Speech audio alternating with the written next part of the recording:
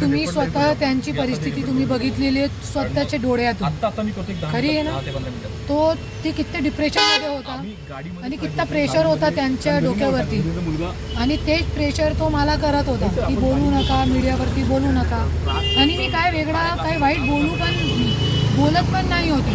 मी फक्त इतका बोलत होती की न्यायालयाच्या आणि माझे जे ॲडव्होकेट होते त्यांचा धन्यवाद, फक्त इतका मी बोलत होती.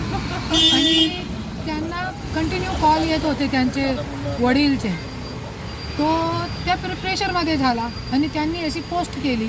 आणि माझ्याकडे सगळे जे खोटे आरोप माझ्यावरती करावतात धनंजय मुंडे, सगळे फेटाळण्यासाठी माझ्याकडे सगळे पुरावे आहे. मी त्या देखावण्यासाठी दाखवू शकते.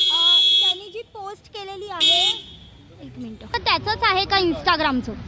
नाही, उसका अकाउंट नाही. तो कोणी त्याच्याकडनं करवून घेतले का ती पोस्ट? पता नाही क्या करवाया क्या नाही करवाया, मी बघितली पण नाही, पोस्ट बघितली पण नाही आहे. मी मला पण पाठवा कोणती पोस्ट. त्यात तुमच्याबद्दल फार त्यांनी वाईट शब्द म्हटलेले आहेत, लिहिलेले आहेत. कोई बात नहीं, मेरा बेटा है, पति इतना कर रहा, बेटा थोड़ा तो कर सकता है ना.